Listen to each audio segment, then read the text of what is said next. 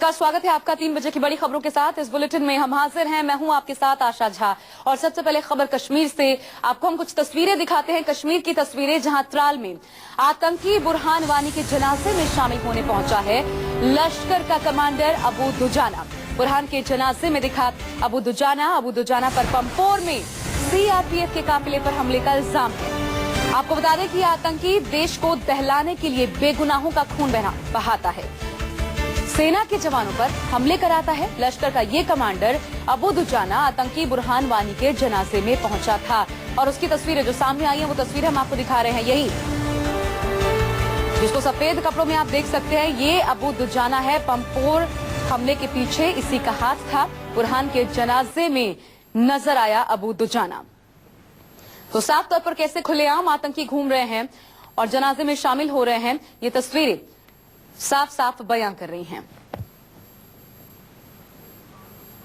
और चलिए ज्यादा जानकारी के लिए आसिफ सुहाफ हमारे संवाददाता इस खबर पर जुड़ गए हैं। आसिफ, बुरहान का जनाजा निकला, लेकिन इतने खुले तौर पर आतंकी कैसे सामने आ गया? देखिए, इस जनाजे में लोगों की काफी ज्यादा भीड़ शामिल थी। कहा जा रहा है कि 1 लाख से भी ऊपर लोग इसमें शामिल हुए, जिसमें मिलिटेंट कमांडर भी कई मौजूद थे और साथ ही दूसरे मिलिटेंट्स भी मौजूद थे। ये लोग न केवल बुरहान के जनाजे में शामिल हुए, बल्कि इन मिलिटेंटों ने यहाँ बुरहान के जनाजे के दौरान उसे गन सल्यूट भी दिया। बाज़ाब्ता 17 मिलिटेंटों ने इस जनाजे में फायरिंग की, जो खुफिया रिपोर्ट आ रही है उसके अनुसार। और इस जनाजे में न केवल अबू दुजाना बल्कि उसके साथ और 10 लश्कर के फिराई मिलिटेंट मौजूद थे, जो अबू दुजाना का एस्कॉर्ट कर रहे थे, उसके बॉडीगार्ड बनकर इस जनाजे में पहुंचे थे। जी आसिफ, ये बताइए, त्राल की ये तस्वीरें हैं और दूसरी बात ये कि पूरी तरीके से सेना ने कब्जा किया हुआ है, स्थिति ना बिगड़े इस पर पूरी नजर है। तो ऐसे में इन आतंकियों का सामने आना अपने आप में क्या ये सुरक्षा को लेकर सवाल नहीं उठाता? जी बिल्कुल, जिस प्रकार से हालात बने हुए हैं, पिछले 4 दिनों में लगातार प्रदर्शनों में तेजी देखने को मिल रही है। कर्फ्यू लगा हुआ है, जगह जगह पर पुलिस, सेना, सुरक्षा बल तैनात है, लेकिन उसके बावजूद प्रदर्शन देखने को मिल रहे हैं। और साथ ही पुलिस पर पिछले 2 दिनों में 3 हमले हो गए हैं। श्रीनगर से लेकर दक्षिणी और उत्तरी कश्मीर में ग्रेनेड और फायरिंग से हमले किए गए। तो कहीं न कहीं स्थिति जो है वो यहाँ पर पुलिस और सुरक्षा बलों के काबू से बाहर है और मिलिटेंट्स जो है वो लगातार अपने मंसूबों को अंजाम दे रहे हैं। आसिफ, क्या ये कारण इसलिए भी है, महबूबा मुफ्ती जो एक सॉफ्ट कॉर्नर अपना शो कर रही है, सरकार होते हुए भी ऐसा लगता है कि यहाँ पे सरकार नाम की कोई चीज नहीं है, क्योंकि वो आतंकी जो कि पंपोर हमले का गुनहगार है वो सामने आता है। और न सिर्फ ये, बल्कि आप खुद बता रहे हैं कि 10 और ऐसे लोग थे जो कि अलग अलग हमलों में शामिल हो चुके हैं, वो भी जनाजे में शामिल थे। तो फिर सरकार किस काम की वहां पे? देखिए, सरकार का ये सही बात है कि फेलियर कहीं न कहीं देखने को मिला, क्योंकि सरकार की तरफ से पर्याप्त जो प्रिपरेशन है वो नहीं की गई। जैसे ही बुरहान के मारे जाने की खबर पूरी कश्मीर घाटी में फैली, वैसे ही लोगों ने शुरू किया कि वो घरों से बाहर आए, प्रदर्शन शुरू हो गए। तो सरकार को चाहिए था कि वो रात के दौरान ही सख्ती से कर्फ्यू लगाए, लोगों को मौका न दे एक जगह पर इकट्ठे होने का, मिलिटेंट्स को मौका न दे एक जगह से दूसरी जगह पहुंचने का। तो जाहिर सी बात है सरकार का कहीं न कहीं फेलियर है, जिसकी वजह से हालात जो है वो बेकाबू हो गए और 30 लोगों की अभी तक इन हालात में जान भी गई है और 800 से ज्यादा लोग घायल भी हो गए हैं। एग्जैक्टली कितने बजे की तस्वीरें होंगी ये आसिफ, जो इस वक्त हम दर्शकों को दिखा रहे हैं, जब जनाजे में निकला है ये अबू दुजाना, और साथ ही आसपास क्या सुरक्षा घेरा कोई था इतना बड़ा? जब पूरी एक तरीके से रैली निकलने वाली थी, लोग इस जनाजे में शामिल होने वाले थे, तो सुरक्षा को लेकर तैयारी भी होगी? देखिए, ये जो तस्वीरें है ये पहले दिन की है, जब बुरहान को दफनाया गया त्राल में। उसी दिन ये सामने आया अबू दुजाना और इसके साथ जो दूसरे लश्कर के मिलिटेंट थे।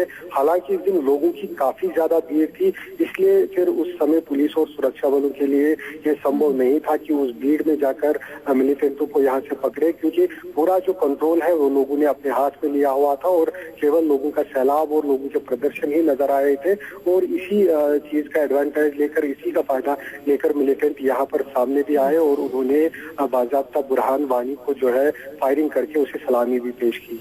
आसिफ, एक बहुत बड़ी बात है, बैठके पे बैठ के यहाँ हो रही है दिल्ली में, लेकिन एक बात साफ लगता है कि वहां बैठी हुई सरकार राज्य की और यहाँ बैठी हुई केंद्र सरकार, एक बहुत बड़ी खाई है जिसको पाटना शायद इस वक्त मुश्किल नजर आ रहा है। भले इसके पीछे आप कुछ मजबूरियों को गिना लीजिए, लेकिन फिर भी कुछ तो ऐसी चीजें हैं जिस पर पूरी तरीके से लगाम लगाने में हमारी सरकार नाकाम है, और मंसूबे कितने इनके ज्यादा पुख्ता तौर पर सामने आ रहे हैं वो ये तस्वीरें बताती हैं। बिल्कुल जाहिर सी बात है, जैसा कि आज हमने देखा कि केंद्र में प्रधानमंत्री ने भी बैठक बुलाई थी कश्मीर के हालात को लेकर, लेकिन इस बैठक में जो है महबूबा मुफ्ती से बात नहीं की। हालांकि जो राज्य के विपक्ष नेता उमर अब्दुल्ला है, उन्होंने भी इस बात को लेकर सवाल खड़े किए कि क्या महबूबा मुफ्ती को इस बैठक में, अगर वो दिल्ली नहीं जा सकती थी तो क्या वीडियो कॉन्फ्रेंस के जरिए वो बैठक से जोड़ी जा सकती थी और वो प्रधानमंत्री को यहाँ के हालात से आगाह करती और कोई रास्ता निकालने की बात होती कि किस प्रकार से हालात को यहाँ पर काबू में किया जाए। लेकिन कहीं न कहीं उन्होंने भी सवाल खड़े किए सरकार और केंद्र राज्य और केंद्र सरकार के बीच जो डेफिसिट है, ट्रस्ट डेफिसिट है या कम्युनिकेशन गैप है, उसको लेकर, और वो भी एक वजह मानी जा रही है कि जो कश्मीर घाटी में आज तनाव और खराब हालात देखने को मिल रहे हैं।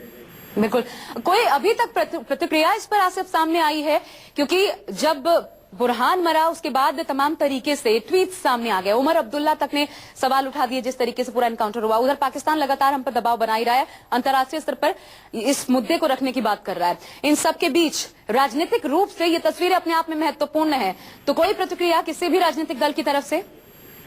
देखिए, फिलहाल जो है नेशनल कॉन्फ्रेंस, जो अपोजिशन यहाँ पर है, वो लगातार सरकार पर एक के बाद एक निशाना साध रहे हैं। हालांकि जम्मू कश्मीर की जो मुख्यमंत्री है उसकी तरफ से अलगाववादियों और लोगों के साथ साथ विपक्ष को भी अपील की गई थी कि वो घाटी में अमन बनाए रखने में अपना सहयोग पेश करे, लेकिन उल्टा जो है विपक्ष सरकार पर ही निशाना साध रहे हैं, सवाल खड़े कर रहे हैं कि खुद जो मुख्यमंत्री है वो सामने नहीं आ रही है, वो लोगों से बात नहीं कर रही है, वो प्रवक्ता के सरकारी प्रवक्ता के पीछे छुप रही है। तो ऐसे में हालात कैसे सुधर पाएंगे? हालात कैसे सुधर पाएंगे, अपने आप में बड़ा सवाल है। बहुत शुक्रिया आपका आसिफ, तमाम जानकारी हम तक पहुंचाने के लिए। तो तस्वीरें आप देखिए, और ये तस्वीरें कई सवाल खड़े कर देती है कि आखिर सरकार है कहां। जिस तरीके से अबू दुजाना सामने आया, लोगों के कंधों पर बैठकर इस पूरे जनाजे में शामिल हुआ, फिर भी कोई कदम उठाया नहीं जा सका। किन मजबूरियों के चलते बैठकें हो रही है, निकल क्या रहा है, ये अपने आप में एक बड़ा सवाल है।